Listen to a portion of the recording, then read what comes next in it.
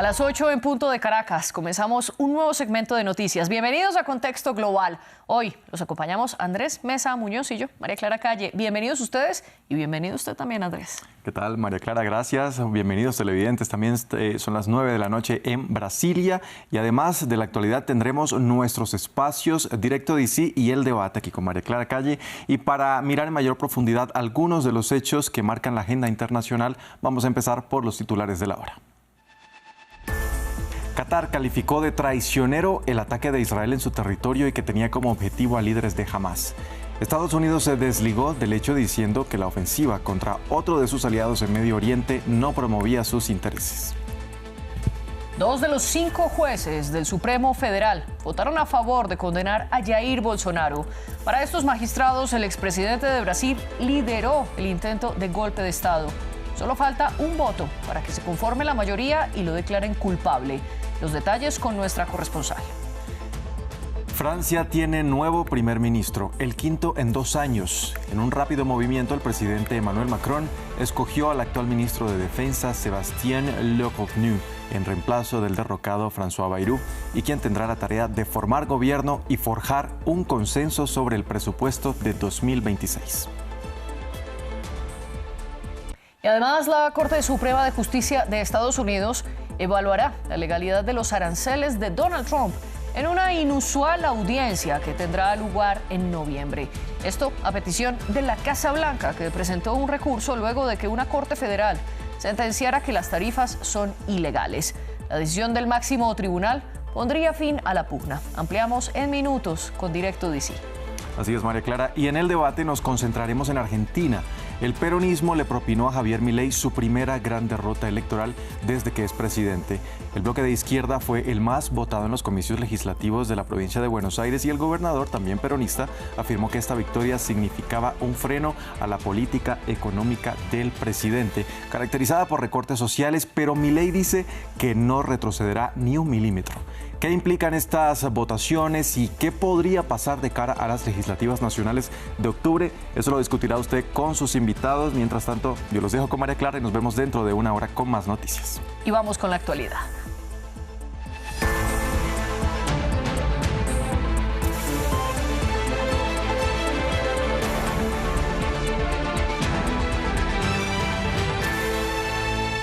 Empezamos en Medio Oriente. Israel bombardeó un sitio en Doha, la capital de Qatar, donde estaban los líderes de Hamas que discuten las negociaciones.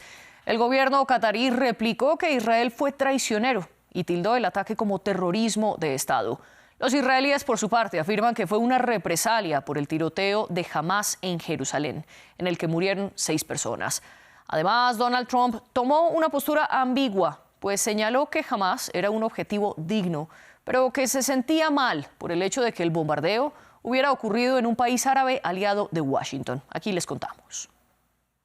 Tel Aviv cruzó otra línea roja, usando la fuerza aérea contra el equipo negociador de Hamas en Doha. Netanyahu justificó el ataque en el atentado del lunes en Jerusalén. Ayer, tras los atentados mortales perpetrados en Jerusalén y Gaza, el primer ministro Netanyahu ordenó a todas las fuerzas de seguridad que se prepararan para la posibilidad de eliminar a los líderes de Hamas. El ministro de Defensa apoyó plenamente esta propuesta. Hoy al mediodía, ante la oportunidad operativa y tras consultar con todos los jefes del sistema de seguridad y contar con su pleno respaldo, el primer ministro y el ministro de Defensa decidieron poner en práctica la orden dada anoche al Ejército y al Servicio de Seguridad Interior, que la ejecutaron de manera precisa y óptima. Hamas aseguró a Al Jazeera: este liderazgo sobrevivió, pero Dios Todopoderoso decretó que un grupo de mártires ascendiera. Hamas declaró luego que 5 de sus miembros murieron en el ataque. Estados Unidos dijo que advirtió a Qatar. Bombardear unilateralmente dentro de Qatar, una nación soberana y aliada cercana de Estados Unidos que trabaja ardua y valientemente y asume riesgos para negociar la paz, no promueve los objetivos de Israel ni de Estados Unidos. Sin embargo, eliminar a Hamas, que se ha beneficiado de la miseria de quienes viven en Gaza, es un objetivo loable. El presidente Trump ordenó inmediatamente al enviado especial Steve Witkoff que informara a los cataríes del inminente ataque, lo cual hizo. Qatar desmintió estas afirmaciones y catalogó el ataque como cobarde, y la condena llegó desde distintos flancos, entre países de la región y la ONU. Esto se produjo el mismo día en que el canciller israelí afirmó que su gobierno aceptó la última propuesta de Trump para un alto el fuego bajo las condiciones de que liberen a todos los rehenes y que jamás deponga las armas. Todo en un contexto de destrucción en la franja. Los llamados a evacuar Ciudad de Gaza y las continuas muertes se mezclan con un ataque que no solamente dinamita la soberanía de Qatar, también busca matar a los negociadores. El grupo de barcos Global Sumut denunció un presunto ataque con drones a una de sus embarcaciones. La flotilla intenta llevar ayuda humanitaria a Gaza y por ahora está en aguas tunecinas. El lunes afirmaron que un dron atacó su barco Family Boat y hoy sostienen que otra aeronave no tripulada disparó contra el barco Alma, de bandera británica. Las autoridades tunecinas no se han pronunciado sobre la más reciente denuncia y sobre la de ayer la descartaron, diciendo que el fuego inició dentro del barco. Otro de las noticias relacionadas con lo que ocurre en Medio Oriente es el boicot cultural, pues no proyectar películas israelíes ni trabajar con instituciones cinematográficas de ese país. Ese es el compromiso que están respaldando más de 1.800 actores, productores y algunas estrellas de Hollywood, como Emma Stone, Mark Ruffalo, Tilda Swinton, Javier Bardem, entre otros. Ellos afirman que no quieren ser cómplices de la carnicería y el genocidio que Israel perpetra en la Franja de Gaza. El documento agrega que responden así al llamado que hicieron los cineastas palestinos para rechazar el silencio y el racismo, y que se inspiraron en el boicot cultural que contribuyó a que se acabara el apartheid en Sudáfrica. Otra de las noticias es que Irán y el organismo nuclear de la ONU reanudan sus vínculos de cooperación. Esto reactiva las inspecciones de las instalaciones atómicas que tiene el gobierno persa, como lo pactaron ambas partes en el acuerdo que firmaron en Egipto. Las relaciones con el OIEA estaban congeladas desde los ataques de Israel y Estados Unidos a la República Islámica. Y ahora Irán advierte que el nuevo pacto queda supeditado a que no se repitan los bombardeos contra sus plantas atómicas. El reporte lo tiene Diego Bassani. Irán y el OIEA retoman sus relaciones. Este martes en El Cairo, delegaciones de la República Islámica y el Organismo de Control Nuclear de las Naciones Unidas anunciaron que reanudarán sus lazos de cooperación con respecto al programa nuclear de Teherán. Reanudación de un vínculo que implica el regreso de las inspecciones de la entidad internacional a las instalaciones nucleares del gobierno de los ayatolás luego de la denominada Guerra de los 12 días. Este es un paso en la dirección correcta, es una puerta que estamos abriendo y por supuesto quedan muchas cosas por hacer, tenemos que implementarlo de buena fe. Sin embargo, Irán dejó claro que cualquier acto bélico en contra de su país implicará la terminación inmediata de los acuerdos.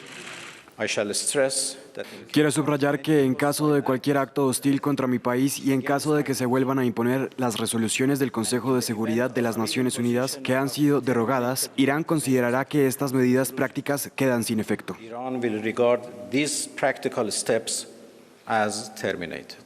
En junio de este año, Israel y Estados Unidos llevaron a cabo bombardeos en contra de varias instalaciones nucleares iraníes, argumentando que la República Islámica estaba en camino de obtener un arma nuclear, a pesar de que Teherán siempre ha alegado que la utilización de uranio enriquecido es con fines científicos. Tras el fin de los enfrentamientos y ante la negativa del gobierno de los ayatolás de reanudar la cooperación con el OIEA, Reino Unido, Francia y Alemania iniciaron un mecanismo para reanudar las sanciones de la ONU contra Irán, aduciendo que se estaba violando el acuerdo nuclear de 2015. Sin embargo, las tres potencias pusieron sobre la mesa replantear el alcance del proceso legal. Si Irán retomaba sus vínculos con el OIEA, notificaba el paradero del uranio enriquecido al 60% y establecía una mesa de negociaciones con Estados Unidos.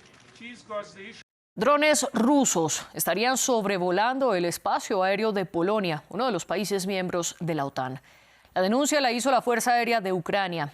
Los polacos, sin embargo, todavía no lo confirman y por ahora solo hablan de que desplegaron aviones de manera preventiva. Esto dijo el Comando Operativo de las Fuerzas Armadas polacas. Atención, en la noche del 9 al 10 de septiembre de 2025, la Federación de Rusia llevará a cabo nuevos ataques masivos contra instalaciones ubicadas en el territorio de Ucrania. Para garantizar la seguridad del espacio aéreo polaco, el comandante operacional de las Fuerzas Armadas polacas ha activado todos los procedimientos necesarios. Aviones polacos y aliados operan en nuestro espacio aéreo y los sistemas terrestres de defensa aérea y reconocimiento radar han alcanzado el máximo nivel de preparación. Estas acciones son de carácter preventivo y están orientadas a asegurar el espacio aéreo y proteger a los ciudadanos, especialmente en las zonas adyacentes a la zona amenazada. Y el juicio contra Jair Bolsonaro se acerca a su fin. Hasta hoy, 2 de los 5 magistrados del Supremo Tribunal Federal de Brasil votaron a favor de condenarlo por intento de golpe de Estado. Los votos fueron de los magistrados Alexandre de Moraes y de Flávio Dino. También estaba tomando fuerza la posibilidad de una amnistía para el expresidente y los otros 7 acusados. Desde Brasilia, nuestra corresponsal Valeria Sacone nos cuenta qué ha ocurrido en las últimas horas. La lectura del voto de Alexandre de Moraes ha sido larga, más de 5 horas y muy detallada. En ella el juez ha querido dar varias pruebas para sustentar su decisión de declarar culpable tanto al expresidente Jair Bolsonaro como a sus colaboradores de un intento de golpe de Estado.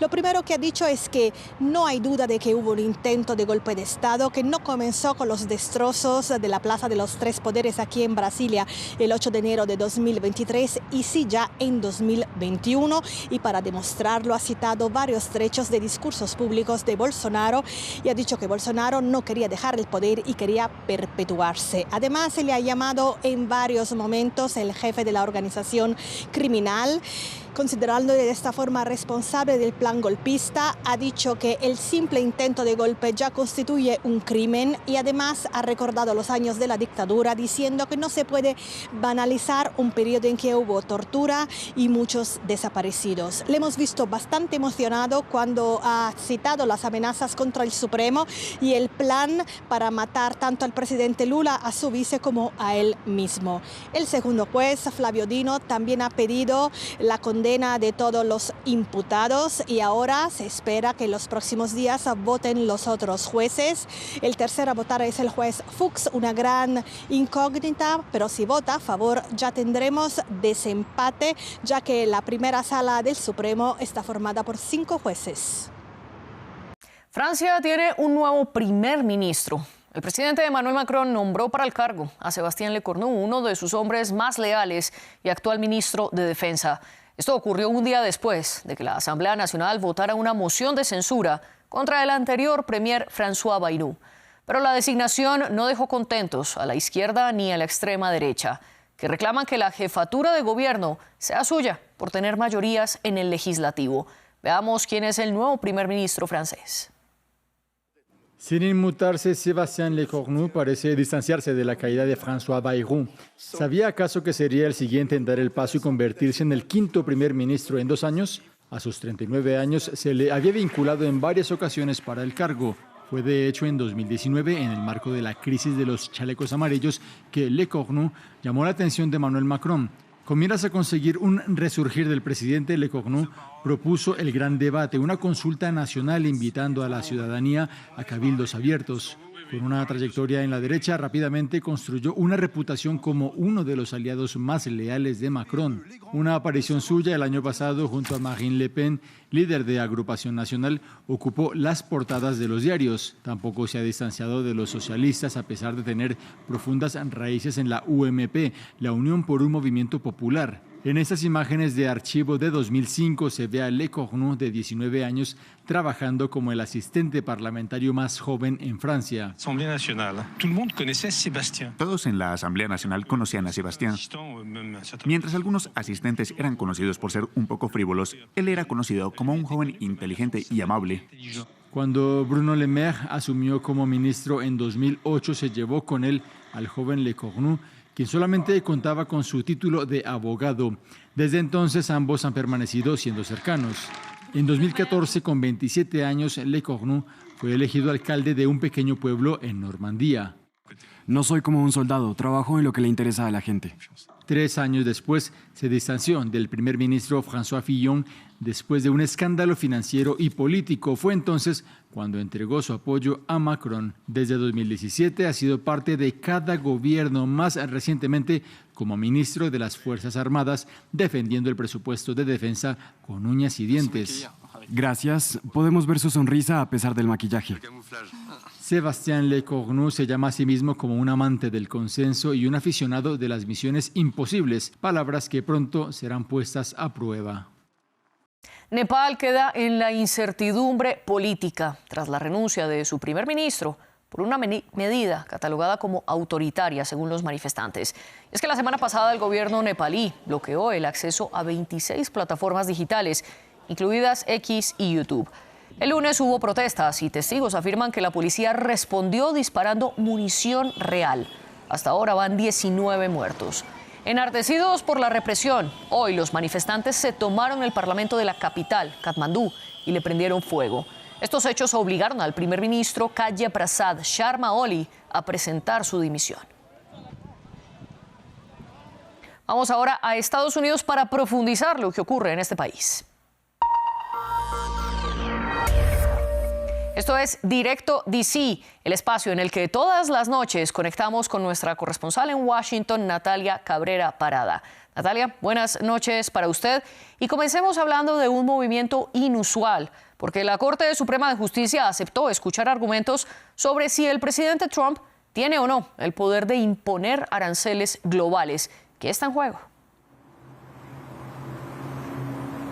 Hola María Clara, pues en primer lugar lo que hay que recordar es que el presidente Donald Trump había anunciado estos aranceles que había llamado recíprocos bajo la Ley de Poderes Económicos de Emergencia Internacional, que es conocida como IEPA por sus siglas en inglés, y es una ley que de hecho habilita a los presidentes a tomar decisiones ante eventuales amenazas extranjeras y que había sido creada para sancionar enemigos en caso de terrorismo o de proliferación nuclear, no para rediseñar las políticas comerciales del país. Cuando invocó esta ley, Trump se convirtió en el primer presidente en la historia en hacerlo en casi 50 años. Y si no lo hubiera hecho, en este caso hubiera recaído en manos del Congreso el poder para aprobar estas tasas arancelarias. Justamente esto es lo que ha generado que el camino haya estado un tanto accidentado con estas demandas que finalmente llegan a la Corte Suprema de Justicia, y vamos justamente a revisar estas batallas legales. En abril, justo después del anuncio del presidente, varias empresas y estados demandaron y denunciaron justamente que había un abuso de esta iniciativa. Luego, en mayo, el Tribunal Internacional de Comercio, que tiene su sede en Nueva York, les dio la razón y bloqueó los aranceles. Posteriormente, esa decisión fue suspendida en junio por el Tribunal de Apelaciones, pero no fue sino hasta agosto que el tribunal confirmó que Trump en efecto había excedido su autoridad, pero suspendió el fallo para esperar a la Corte Suprema, a la que la Casa Blanca le había presentado una apelación, y así llegamos hasta aquí a septiembre, cuando finalmente la Corte Suprema aceptó escuchar los argumentos en una cita que va a tener lugar la primera semana de noviembre. Y además de impactar la agenda económica de Trump, ¿qué implicaciones podría tener esta decisión una vez se tome? Bueno, este fallo al que llegue la Corte Suprema de Justicia va a tener implicaciones que van a ir mucho más allá de lo económico, porque de hecho constituyen una prueba de los límites que tiene el Poder Ejecutivo en Estados Unidos. Lo que va a estar en juego no es solamente si se van a tener que reembolsar los aranceles que ya se han cobrado, sino además si el presidente Donald Trump puede utilizar esta declaración bajo esta ley de emergencia económica para saltarse justamente la autorización del Congreso. Y en este orden de ideas, lo que defina la Corte Suprema no solo va a impactar la economía del país, el comercio internacional, sino que además va a delinear finalmente el poder presidencial en Estados Unidos. Y de economía pasamos a migración, porque la Casa Blanca reveló que por cuarto mes consecutivo no hubo ingresos en la frontera sur. Cuéntenos en qué están esas cifras de deportaciones. Sí, finalmente entregaron las cifras correspondientes al mes de agosto. La Policía Migratoria ICE hace una entrega cada 2 semanas, no ha entregado como tal un consolidado, sin embargo algunos estudios independientes llevan las cuentas, y para finales de agosto la administración de Donald Trump había deportado a 197.526 personas. Esta tasa, este ritmo parece que va a sobrepasar las 300.000 deportaciones para el año fiscal, que de hecho incluye los últimos meses de la administración de Joe Biden, y en efecto, si continúa este ritmo, va a ser una de las tasas más altas de la última década. Son números que se vieron durante el año fiscal 2014 en la segunda administración del expresidente Barack Obama. Entre tanto, también hay que revisar la narrativa con la que la Casa Blanca está presentando esta información. En sus cuentas oficiales publicó una imagen de un hombre esposado y en una caja de estos muñecos populares, especialmente últimamente, que se llaman Labubu, en una suerte de burla que también es una imagen generada con inteligencia artificial que constituye también una más de estas publicaciones con las que la Casa Blanca está tratando de deshumanizar a los migrantes indocumentados, como también hace parte un video ASMR, que es de estos sonidos que supuestamente son relajantes, en el que muestran las cadenas utilizadas para la deportación, y también otras imágenes de caimanes que supuestamente se utilizarían en esta prisión de Alcatraz, del Alligator Alcatraz, que tendrían gorras de ICE también generadas con inteligencia artificial. Todo esto para apoyar esta narrativa que va acompañada, por supuesto, de un trato despectivo en el que el presidente Donald Trump generaliza a todos los migrantes como criminales y dicen sin argumento que muchas veces estas personas salieron sin fundamentos, sin pruebas, más bien que todas estas personas llegaron aquí tras haber abandonado las prisiones, y en una generalización completa de la migración hacia Estados Unidos. Natalia, gracias por el análisis. Nosotros continuamos ahora con el debate.